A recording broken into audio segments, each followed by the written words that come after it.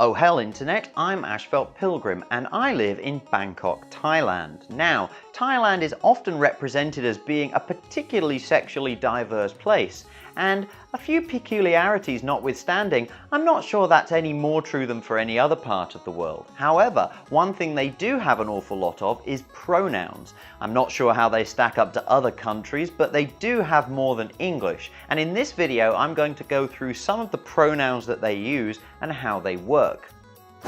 I've lived in Thailand for about 6 or 7 years, but I am not an expert and I still make plenty of mistakes in everyday life when using these pronouns. But any second language learner will tell you that when you have to learn a language as an adult from the ground up, you do have to get into some of the nuts and bolts. So I do know some of these details quite well. These pronouns come from many social and historical contexts, and they're not really anything to do with gender identity particularly, and some of them, as you'll see, can be ambiguous, and you'll see the same word used in very different contexts. And suffice to say, this list is not supposed to be exhaustive. There may be a lot that I've missed, maybe a lot of modern slang style ones in particular. We'll begin with the first person pronouns, the equivalent words to I. And with the gender-specific ones, women will generally refer to themselves as chan, or possibly di chan if you want to be more formal. Younger women will refer to themselves as nu, which also happens to be the word for mouse. For men, there is only one gender-specific first-person pronoun. They will say pom. However, there are quite a few neutral pronouns as well. Rao is often used by children, and also used by children is nu, the word we saw used by young women, and sometimes katoi, but that's not so common. Chan and also cow can be used by both men and women, although it's generally more personal and intimate if it's used by men. And then there's ka patao, which is a very formal version that is used mostly in speeches or something like that. There are also some very informal versions of this first person pronoun. If you refer to yourself as gu or ka, then that's something you would only do among close friends, and it's kind of rude even then. And finally, if you use the words pi or nong for elder or younger sibling, that is also a way of referring to yourself in relation to somebody else that you're talking to. Now let's do the second person pronouns, the equivalent words for you.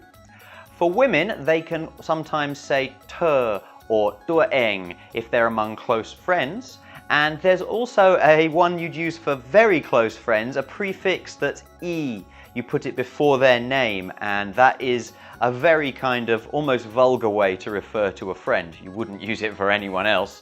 For men, they sometimes among friends use nai, the word for Mr., as a second person pronoun, and there's an equivalent vulgar expression, a prefix I before you say someone's name, but again, only with close friends. Of course, there are a bunch of second person pronouns in Thai. By far the most common is kun, which is a general term used by everyone.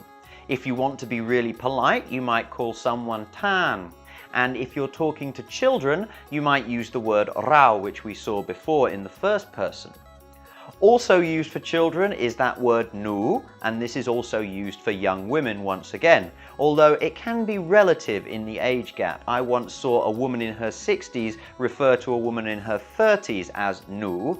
It was the first time she'd met her, I think. So there are some informal words you can use as well. The word ter can be used by both men and women, although again it's more intimate when used by men. And the words ge and eng are an informal way to refer to your friends when you're talking to them. Once again, there is a very informal equivalent of gu, and that is mung. If you call someone mung, you'd better make sure you're very close friends.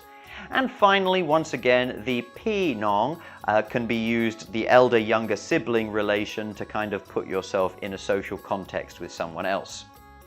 On to the third person pronouns, and from here things get much more straightforward. There is only one general third person pronoun used in Thai, and that's kao, used by everyone. You can also use the word man for it, and that's very offensive if used for people. And then finally, you can use pi nong, the elder younger sibling, but in this case you would probably use it as a prefix to saying someone's name. There are a few female-specific third-person pronouns. Ter can be used informally between friends, and the word lon does exist, but I think it's only used in literature and poetry at this point.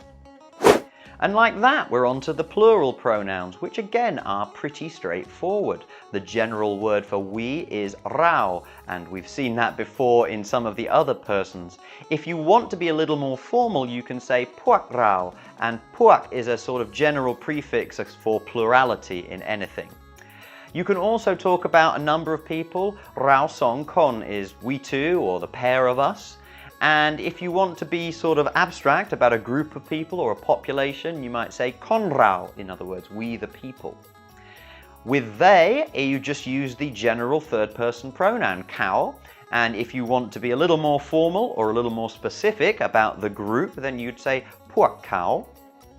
So in conclusion, what I think is interesting here is that Thai uses a lot of first and second person pronouns, but really only one third person pronoun. The kind of implication of this is that you don't really need to worry about how you refer to people that you don't know. And as you get to know someone, you'll see how they refer to themselves, and that will establish a social baseline for your relationship. Overall though, Thai people are pretty easygoing, and I've never seen any problems arising because of the wrongful use of pronouns. I'm sure if you did want to be offensive, then deliberately and repeatedly using the wrong pronoun compared to how someone refers to themselves would be one way of doing that. But it's important to note this system has evolved over time, and Thai people are used to using it from their very earliest experiences. So it's not something that has been imposed by mandate, and therefore everyone is comfortable with the use of it from the time they are children.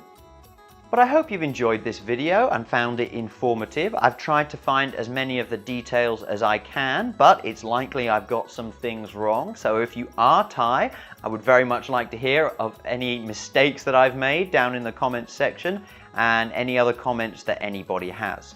Otherwise, I'll see you in part 2 of this set of videos, which I'm going to look at sexual identities in Thailand.